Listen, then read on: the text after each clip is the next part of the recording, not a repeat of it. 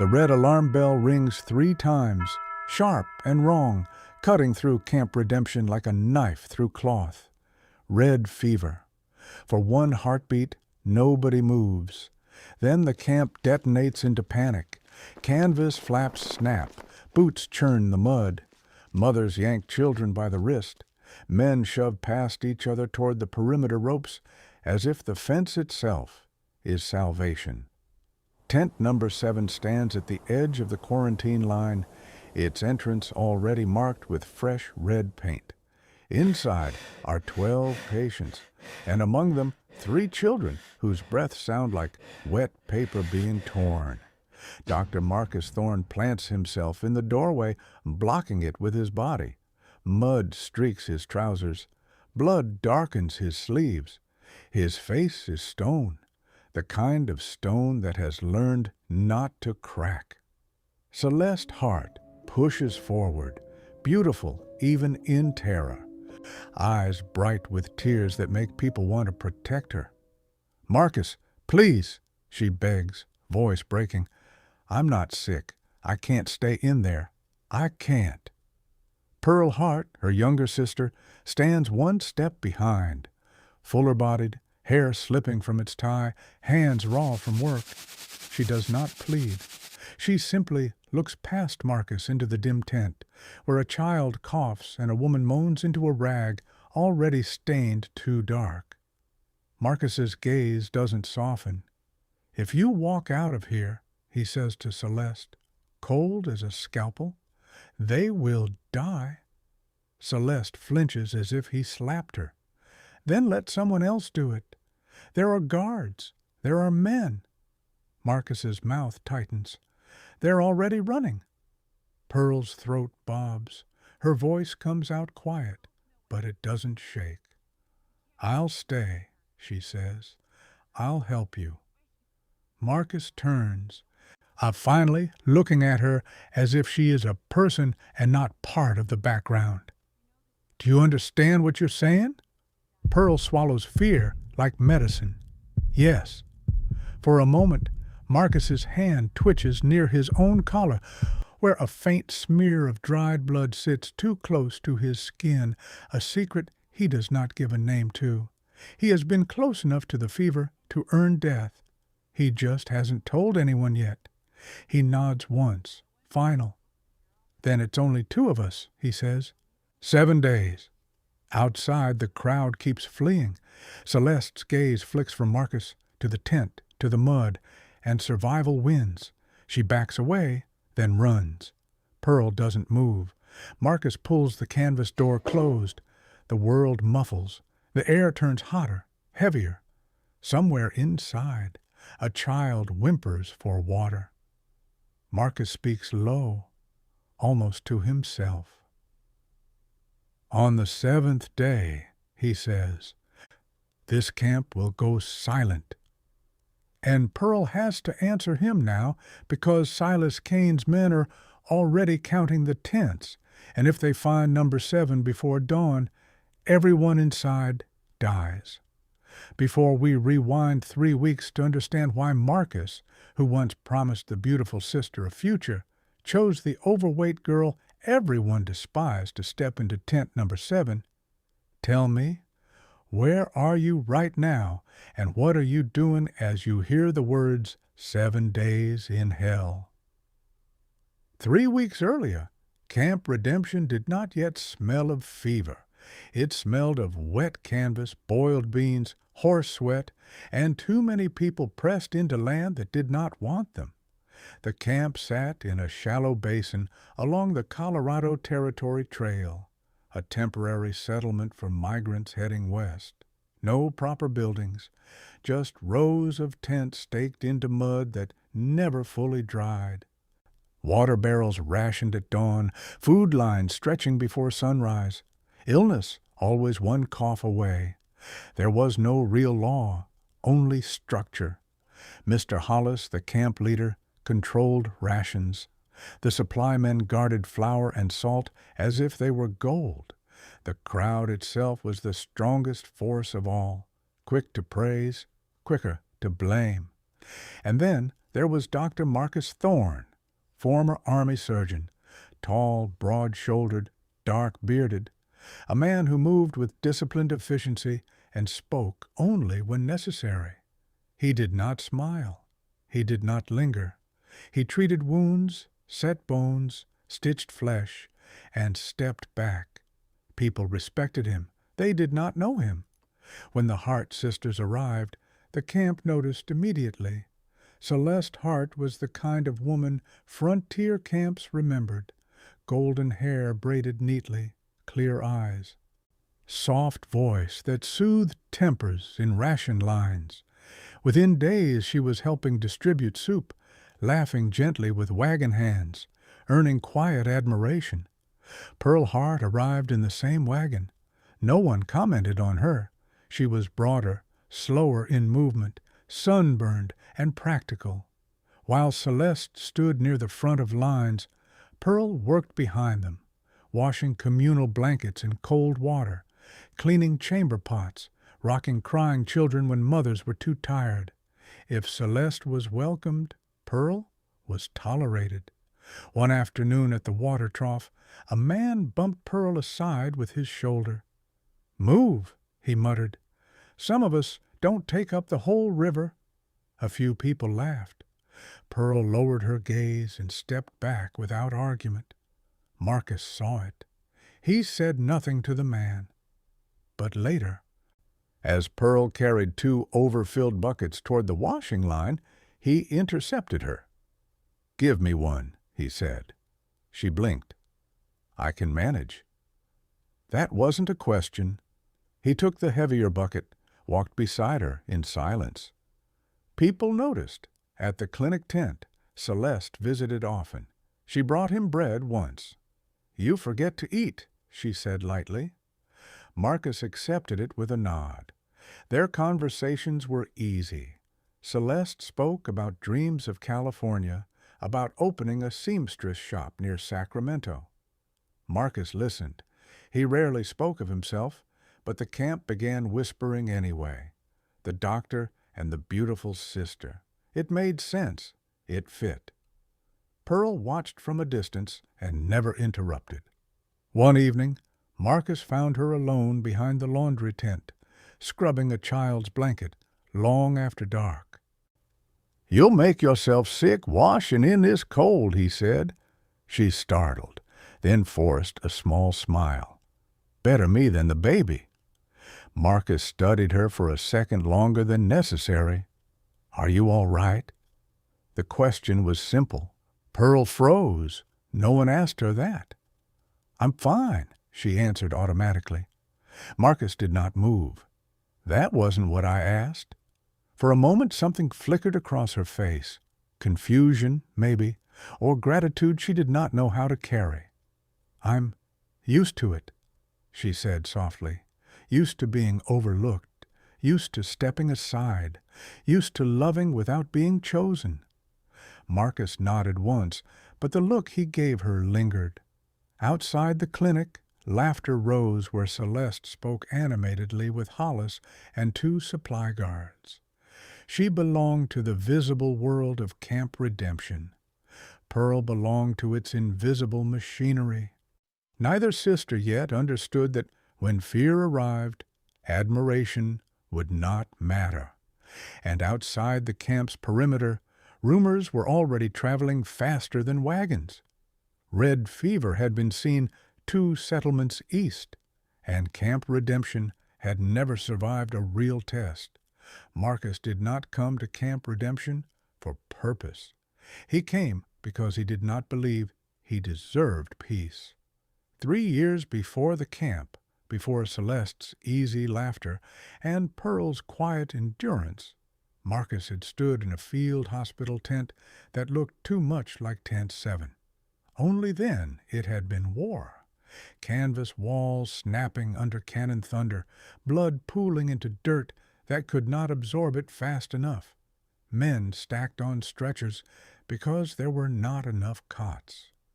He had been younger, faster with his hands, still capable of believing effort alone could save everyone. The night that ended that illusion began with shortages. Not enough quinine, not enough morphine, not enough bandages, never enough hands. 5 soldiers arrived at once, blast wounds, shattered ribs, arterial bleeding. Marcus triaged in seconds. He chose the 2 most likely to survive and poured his attention into them. Behind him, 3 others begged, "Doc, please, don't let me die." He did not turn. He told himself it was math, probability, efficiency. When the shelling stopped and dawn crawled across the battlefield, 2 men lived. 3 did not.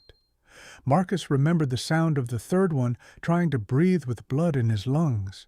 He remembered not having enough time. He remembered deciding. He kept 2 alive.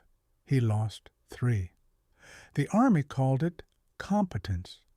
Marcus called it failure. After the war, he left the regiment and followed disease and poverty instead of bullets. He stitched strangers, delivered babies in wagons, set bones in mining camps. He worked until exhaustion blurred his vision because exhaustion felt like penance. If he saved enough people, perhaps the weight would shift. But every time someone died under his care, the field hospital came back in flashes, the smell, the heat, the sound of men calling his name. Pearl's wounds were quieter, but no less deep. She had grown up beside Celeste, and that alone defined her in most rooms. Celeste was the light. Pearl was the shadow that proved it. Family friends pinched Celeste's cheeks and complimented her hair. They told Pearl she was sweet in the way people speak about furniture. At 15, Pearl learned that standing back avoided comparison. At 17, she learned that giving first meant being tolerated. By 20, she no longer expected to be chosen. She loved her sister fiercely. That was not resentment. But love did not erase the constant shrinking. At Camp Redemption, she slipped into the same shape. Work hard. Speak little. Take less space. When Marcus asked if she was all right, it unsettled her more than mockery ever had. Her goal was simple and stubborn. Keep Celeste safe. Keep the children in camp fed. Do not abandon anyone who cannot move fast enough to survive. She did not think of herself when she made plans. Marcus's goal was harsher. Redeem. If he could keep disease from claiming another tent full of people, perhaps the 3 men in that war hospital would quiet. Some nights in the clinic, when a patient coughed hard enough to draw blood, Marcus's hand froze mid-air. The sound became artillery. He would blink, inhale, and force himself back into the present. Pearl noticed once. "You went somewhere," she said quietly. "Nowhere," he answered. But he knew exactly where he had gone. He wondered sometimes, alone at night, whether saving enough lives could truly erase a choice made under fire. If he rescued 10, did that cancel 3? If he stood between fever and a camp, would it silence the battlefield? And if redemption required endless sacrifice, was he allowed to want anything beyond it? He never asked those questions aloud. Not until the bell rang red 3 times. 3 weeks before the quarantine bell rang, Camp Redemption still believed in small illusions. The illusion that beauty meant safety. The illusion that charm could bend hardship.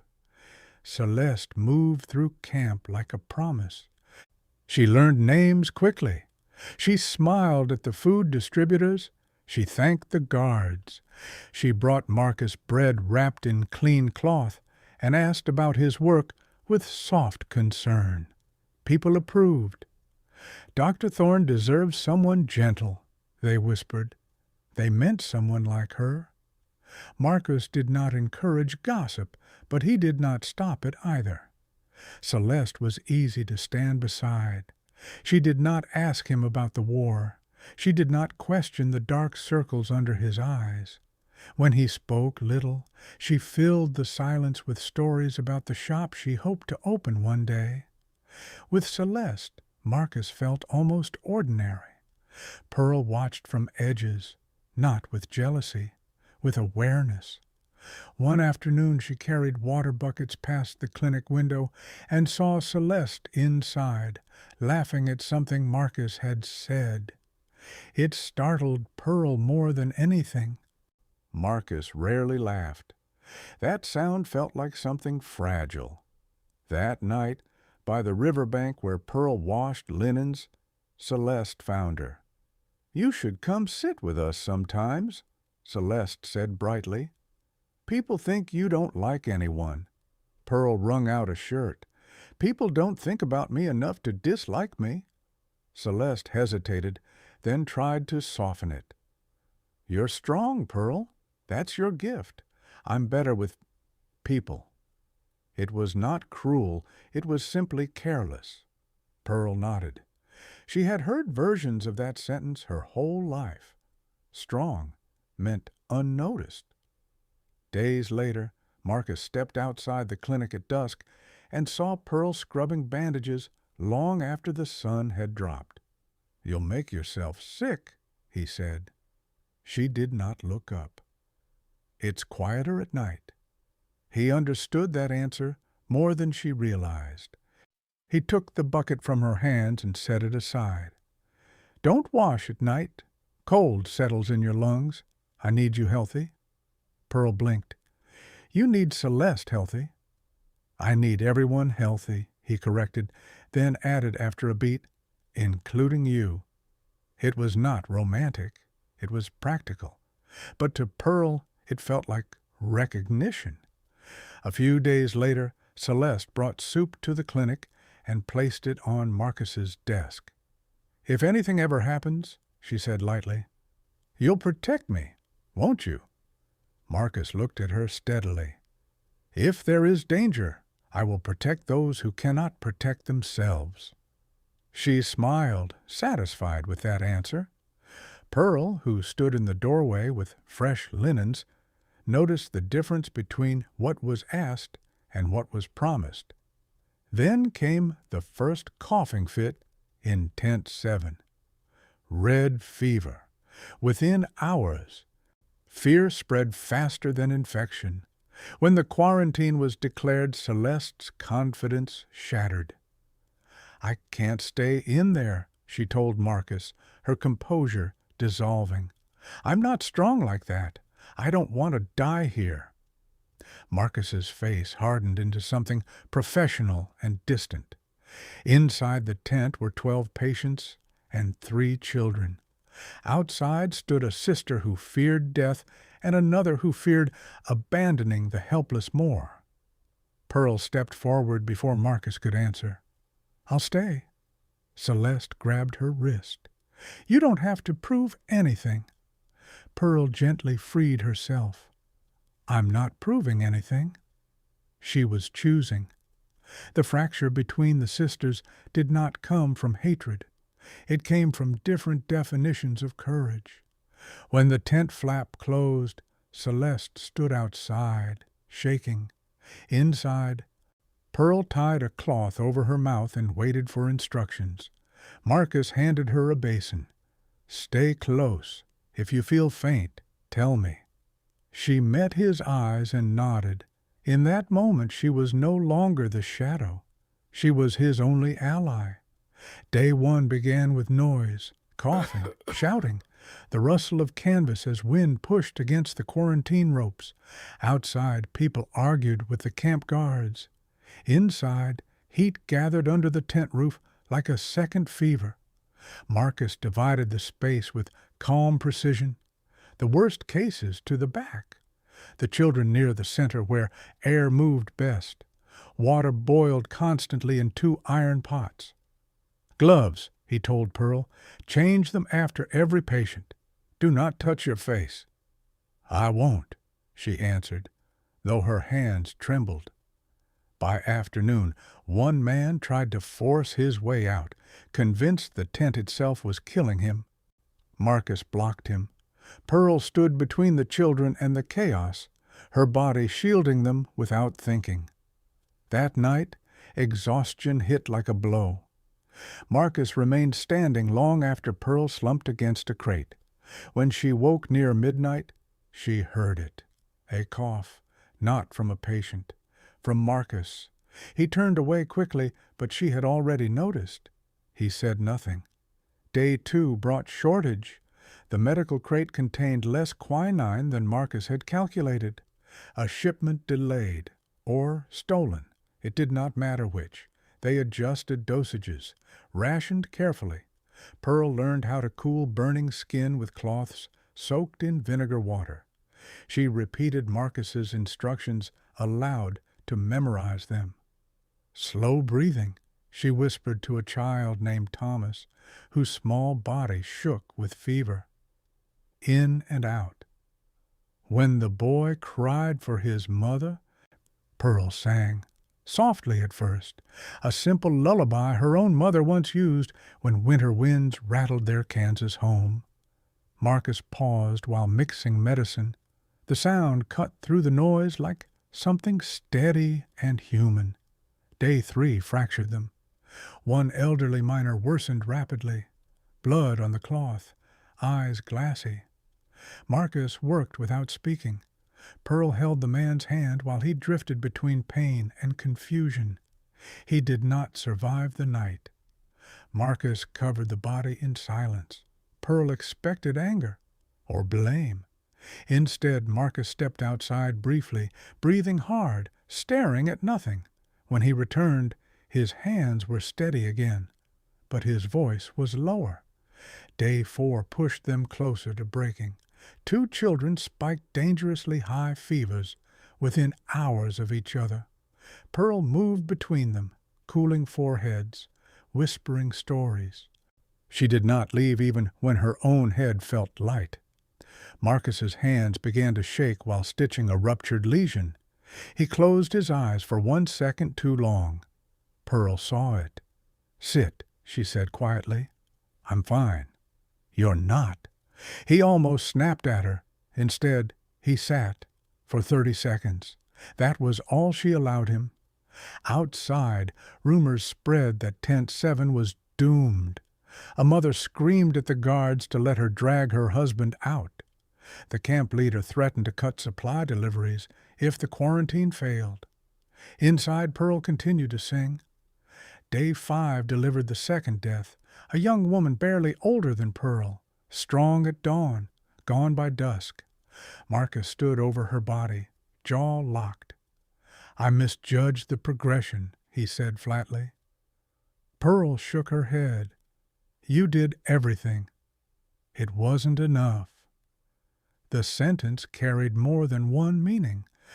That night, when Marcus washed his hands in silence, Pearl noticed a faint red stain on his own handkerchief.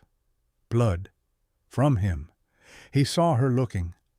"It's nothing." She did not argue. Day 6 arrived heavy. Only 9 patients remained critical. The others showed fragile improvement. The children's fevers dipped slightly, though weakness lingered. Marcus swayed once while crossing the tent.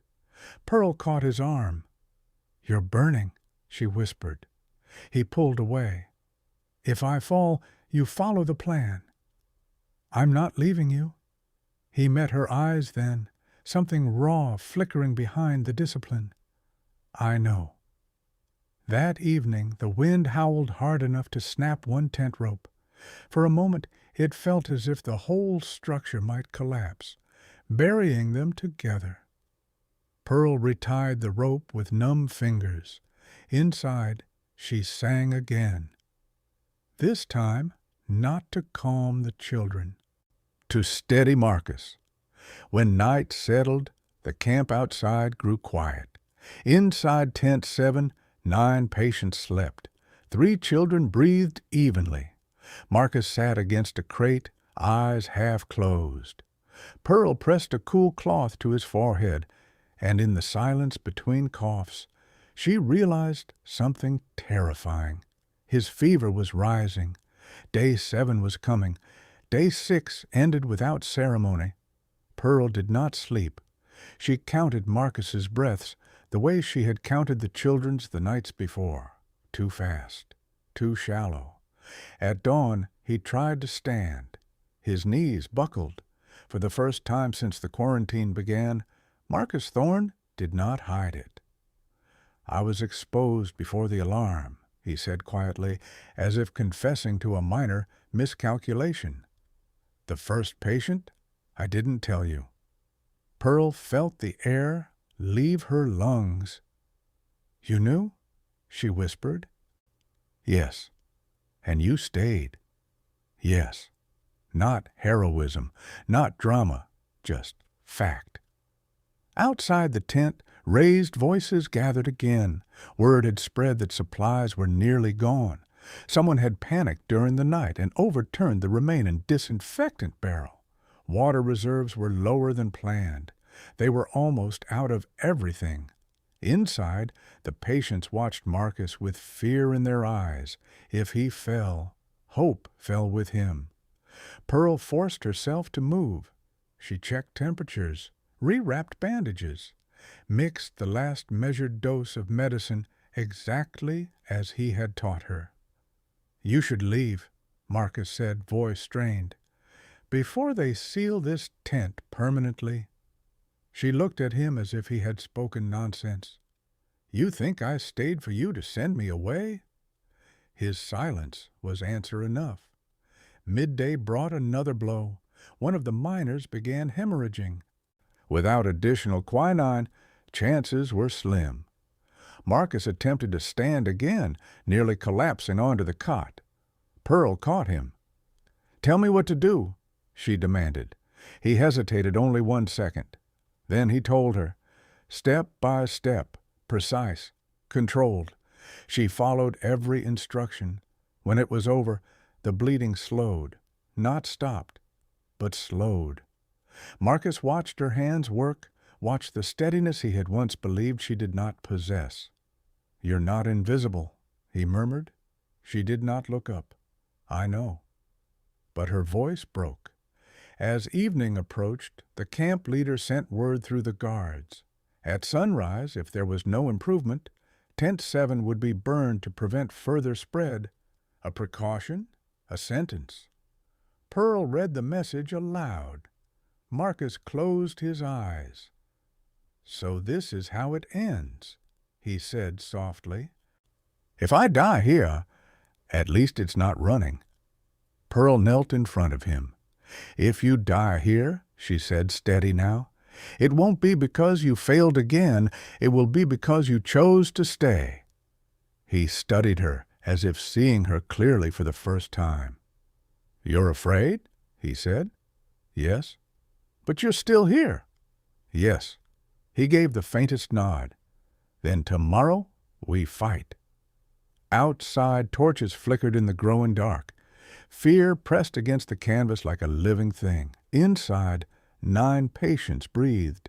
3 children slept. Marcus's fever climbed. Pearl dipped the cloth again. "Sang mai," she whispered in her own language without realizing it. "Either we win or this tent becomes our grave." Day 7 waited beyond the dark. Day 7 arrived without mercy. The sky over Camp Redemption was pale and thin, the kind of morning that made everything look fragile. Outside Tent 7, a crowd had already gathered. The camp leader stood with 2 guards. Behind them, anxious families. Among them, Celeste. Inside, the air was heavy, but quieter than it had been all week. No one was screaming. No one was seizing. The miner who had hemorrhaged through the night was still alive. Weak, barely conscious, but alive. Marcus forced himself upright, one hand braced against the wooden crate that served as a table. His skin was pale, but his eyes were clear. Pearl noticed first. "You're not worse," she said, almost afraid to believe it. "I'm not better either," he replied, "but I'm standing." And that mattered. At the far cot, the youngest child began to convulse. High fever, shallow breaths. Pearl moved instantly. Marcus followed, though slower. "Cool compress," he ordered. "Small sips.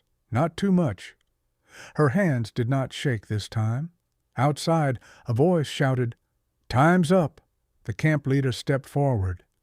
"If there's no sign of recovery, we end it now." Pearl heard it. She ignored it.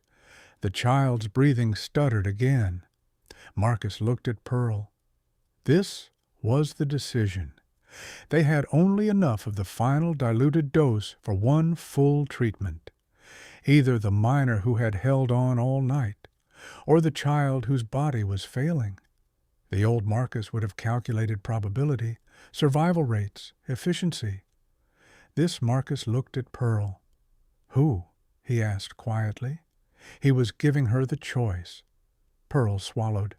The miner had 3 children outside. The boy on the cot had no one left. She remembered the mother who had begged outside the tent 3 nights ago. Remembered the way the child had clutched her sleeve while she sang. "Save him," she whispered. "The boy." Marcus did not question it. He administered the dose. Minutes passed like hours. Outside, murmurs rose. Celeste pressed forward in the crowd. Then, the child coughed, hard, then again. His breathing deepened, not strong, but steady.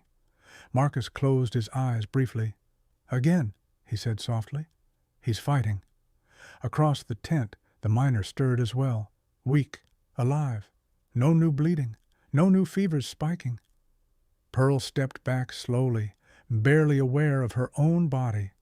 Marcus walked toward the tent entrance. He paused before opening it. "If they burn it," he said quietly, "thank you for staying." Pearl shook her head. "We're not done yet." He lifted the canvas flap. Morning light poured in. The crowd fell silent. Marcus stepped out first. Pearl followed. Behind them, through the open flap, shapes could be seen sitting upright on their cots. Alive. The camp leader stared. "How many?" he asked. 9 recovered, 3 lost," Marcus answered evenly. "No new cases since yesterday." A ripple moved through the crowd. Celeste stepped forward, eyes bright with relief. "Marcus," she breathed, "you survived." He looked at her. For the first time since she had run from Tent 7, there was no anger in his expression, only distance. "I stayed," he said simply. Then he turned. Pearl stood slightly behind him, shoulders squared though. Exhaustion weighed her down. Marcus did not hesitate. He walked to her side and remained there, not in front, not shielding, beside. The camp watched. They saw who had walked into the quarantine. They saw who had walked out. The silence that followed was heavier than any cheer. Then one of the mothers began to cry, not in grief, in relief. Others joined. The camp leader removed his hat. Tent 7 would not burn. Marcus exhaled slowly. For the first time in 7 days, there was no countdown. By afternoon, Tent 7 was no longer a symbol of fear. It was a boundary that had held. The quarantine remained for observation, but the panic was gone. No torches, no rope, no fire. 9 survivors were moved carefully into a recovery row at the far edge of camp. 3 bodies were wrapped in clean canvas and buried at sunset. No speeches, just quiet respect. Loss had not been avoided, but it had not swallowed everything. Word spread quickly through Camp Redemption. Pearl Hart had stayed. Pearl Hart had carried water until her hands blistered. Pearl Hart had held a fevered child through the night. People who once stepped around her now stepped aside for her. At the waterline, no one pushed her back. At the ration table, Someone handed her bread first. She did not quite know what to do with that. Celeste watched from a distance. She had not been cruel. She had been afraid. But fear has consequences. That evening she approached Pearl slowly. "I thought I would die," Celeste admitted, voice small. Pearl looked at her sister for a long moment. "So did I."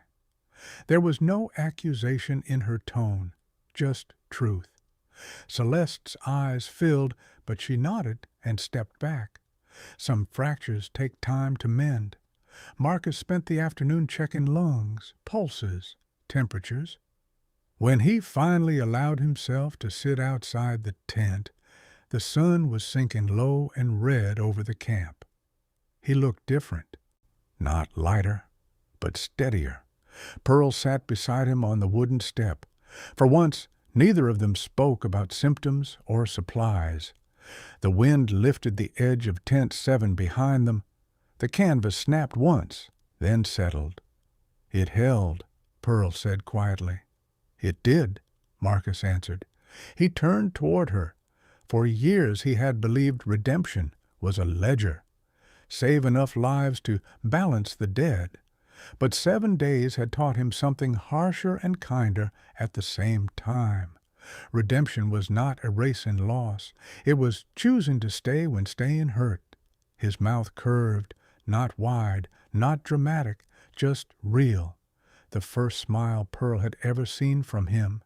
And it was not given to the crowd. It was given to her. Out on the frontier, people think bravery looks loud. A gun raised, a fist slammed on a table, a man standing alone against a storm. But sometimes bravery is quieter than that. Sometimes it is a woman nobody notices walking into a quarantine tent when everyone else runs. Sometimes it is a man who has punished himself for years, finally choosing to stand beside someone instead of hiding behind guilt. Sometimes it is staying when leaving would be easier, safer, more admired. Marcus believed he had to suffer to deserve redemption. Pearl believed she was meant to shrink so others could shine. 7 days inside tent. 7 rewrote both of them. On the frontier, courage is not about who is beautiful enough to be chosen. It is about who you choose when fear is loud and the air smells like death. So let me ask you, if you were Marcus, would you choose the woman who felt safe and admired, or the one who stayed when the doors closed? And right now, where are you? And what are you doing as this story ends? Tell me.